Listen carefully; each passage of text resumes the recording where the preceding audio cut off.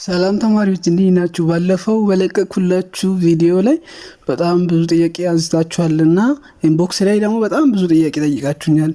ከነዚያ መሃል ብዙ ተማሪ የጠየቀው ፋርማሲ ሐዋሳ ላይ እንዴት ነው? በጣም ኮምፒቲሽን አለ ወይ? እና ደግሞ ራዲዮሎጂ እንዴት ነው ብላችሁ ጠይቃችሁኛልና መጀመሪያ የእናንተን ጥያቄ ልመልስላችሁ። ከዛ በኋላ ሶሻሎች እንዴት ምን አይነት ዲፓርትሜንት እንዳለና እና ደግሞ በጣም ኮምፒቲቲቭ የሆነው ምን እንደሆነ በቀጣይ ቪዲዮ እመጣላችኋለሁ ማለት ነው።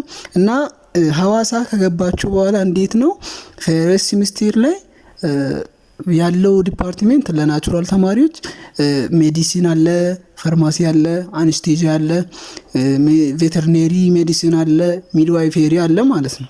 ከዛ ውጪ አዘር ናቹራል ሳይንስ ነው ያለውና ፈርስት ሴሚስተር ላይ በጣም ኮምፒቲሽን ይኖራል። ምክንያቱም ብዙ ተማሪዎች ከአዳሪ ትምህርት ቤት የመጡ ተማሪዎች ናቸው፣ ሜዲሲን ይፈልጋሉ እና ደግሞ ጂፒኤ ከ70 ኢንተራንስ ውጤት ደግሞ ከ30 ስለሆነ አብዛኛው ተማሪ 500 በላይ የሰራ ተማሪ ሜዲሲን ጆይን የማድረግ ፕሮባቢሊቲ ከፍ ያለ ስለሆነ ብዙ ተማሪዎች ይገቡበታል ማለት ነው። ከአዳሪ ትምህርት ቤት የመጡና ኢንተራንስ ደግሞ ከ500 በላይ የገቡ ተማሪዎች ጆይን ያደርጋሉ ሜዲሲንን ማለት ነው።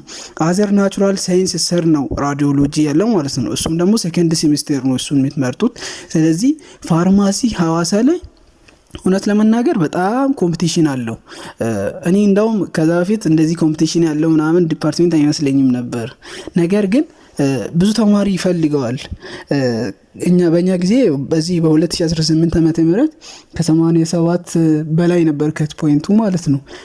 ለሴቶችም ኳታ አላቸው። ነገር ግን ኳታ ራሱ የተቀራረበ ነበርና ቢያንስ ፋርማሲ የመማር ፓሽን ያለው ተማሪ ሐዋሳ ለመምጣት የሚያስፈልገው ሪኳየርመንት ኢንተራንስ ከ450 በላይ ቢኖር ጥሩ ነው እና ደግሞ ጂፒኤ ደግሞ ከ38 በላይ የመስራት አቅም ያለው ተማሪ ሐዋሳ ቢመጣ ፋርማሲ በቀላሉ ያገኛል ብዬ አምናለሁ። ነገር ግን 300 350 380 ወደዛ ይዛችሁ ሐዋሳ ብትመጡ እና ደግሞ ጂፒኤ 4 ቢዘጉ ራሱ ፋርማሲ መግባት እድል በጣም ጠባብ ነው የሚሆነው። እና ራዲዮሎጂ ጋር ስንመጣ ደግሞ ራዲዮሎጂ እንዴት ነው?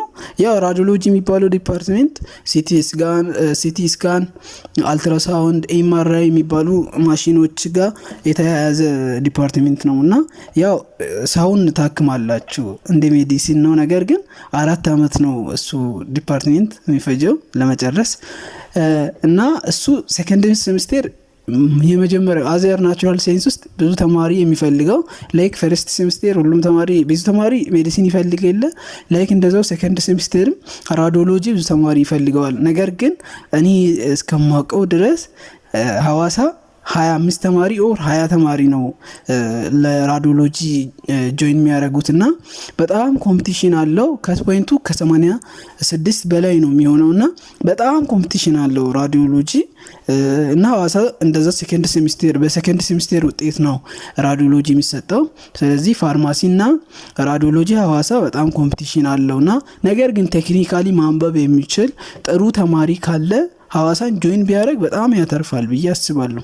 ነገር ግን ያው ትንሽ ኢንተራንስ ካለ ውጤት ካለ እና ደግሞ ትንሽ ጂፒኤ ካላችሁ በጣም የጠበበ ቻንስ ነው ያላችሁና ለዛ በደንብ አስባችሁበት ጥሩ ከ450 በላይ ውጤት ካላችሁና እና ደግሞ ጂፒኤ በደንብ ከ38 በላይ ይሰራሉ ብላችሁ ኮንፊደንስ ካላችሁ ሐዋሳ ጆይን ብታረጉ ጥሩ ነው።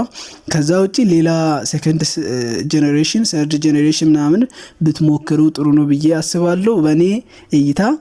ሌላው ደግሞ እንዳሳውቃችሁ የምትፈልጉት ኢንፎርሜሽን ካለ ኮሜንት ስር ጠይቁኝ፣ ሆኔስትሊ መልስላችኋለሁ ማለት ነው። አመሰግናለሁ።